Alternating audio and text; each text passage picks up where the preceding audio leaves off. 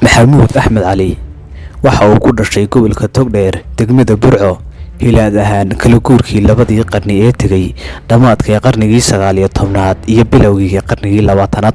waxa uu Maxamuud waxbarashadiisa aasaasiga ku qaatay magaalada Berbera dugsi ku yaalay oo wax lagu bari jiray arday isugu jirtay Carab iyo Hindi.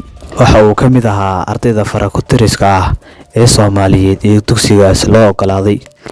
sanadkii 1919 waxa waxbarasho loogu diray wadanka Suudaan waxaanu tacliinta ka bilaabay magaalada Khartoum kulliyad lagu baran jiray macalinimada oo loo yaqaanay Bakhta al-Ruda. dhamaadkii 1920 ayaa Maxamuud Axmed Cali ka soo laabtay waxbarashadaas. markii uu Maxamuud Axmed Cali waxbarashada Suudaan ka soo laabtay waxa uu noqday shaqaale dawladeed.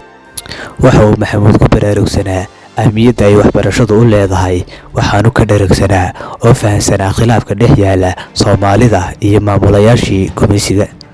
sidaas darteed waxa uu ka fekeray in ubadka Soomaalidu ay helaan waxbarasho ka duwan taas fashilantay ee gaaladu hormuudka u ahayd.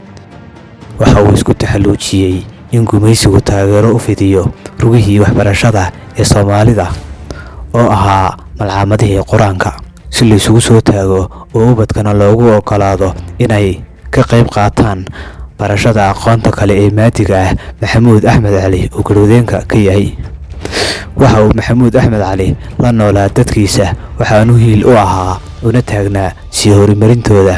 waxa uu daba joogay dadaalkii soo taxnaa ee Sheekh Yuusuf Al-Kawnayn ee alif wax ma leh bahoostaale ama alif la kordhabay alif loos dhabay iyo alif la goday. waxaanu ku qanacsanaa in hore halkaas looga sii heetiyo oo tallaabo kale loo sii ruqaansado. Maxamuud Axmed Cali waxa uu geed dheer iyo mid gaabanba u koray inuu aqoonta ku ababiyo ubadka Soomaaliyeed iyo sidii loo heli lahaa goobihii waxbarashada lagu siin lahaa ee la isugu keeni lahaa marka ay malcaamadaha ka soo aflaxaan. allah u naxariistay Maxamuud Axmed Cali marar badan way la dirireen dadyoga Soomaaliyeed iyagoo ku andacooday inuu carruurta ka gaalaysiinayo. Maxamuud waxa uu geli jiray safaro dhaadheer si uu soo ururiyo carruur waxbarashada ka qayb qaata. waxa uu ka haysan jiray rakoob awr la fuulo ama faras waxaanu dhex mari jiray dhul daaqsimeedka beelaha xoolo dhaqatada iyo reer guuraaga Soomaalidu ay degaan. waxa uu weydiisan jiray 20, 10 ama 5 wiil inay ku daraan si uu u geeyo goobaha waxbarashada. inta badan waa lagu diidi jiray arrintaas, meelaha qaarna wuxuu kala kulmi jiray or iyo cambaarayn. dadku waxa ay uga biyo diideen waxbarashada casriga ah waxa ay ka dareen qabeen dugsiyadii bilowga ahaa ee gumeystuhu horkuutinayay. hase yeeshee Maxamuud Axmed Cali waxa uu aqoonsanaa una muuqatay baahida loo qabay in la abuuro waxbarasho maadi ah oo la jaan qaadi karta diinta iyo dhaqanka ummadda oo aan ahayn taas laga wiigayay ee baadiriisnid.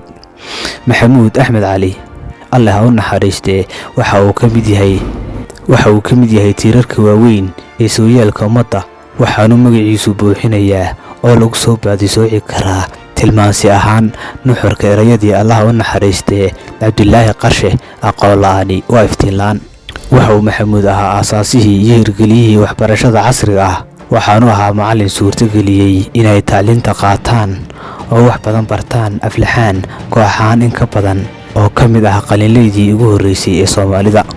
allah u naxariistay Maxamuud Axmed Cali taariikhdiisa kuma soo koobi karo hal muuqaal iyo 2 toon ah ee waxaynu ka diyaarin doonaa silsilad muuqaal ah oo ku saabsan hooggii iyo hujuunkii uu kala kulmay Maxamuud Axmed Cali ummadii Soomaaliyeed ee jahliga la tiicisay. muuqaalku intaas ayuu ku yahay daawade ee like saar haddii aad nagu cusub tahay wax badan ayaa ku dhaafay.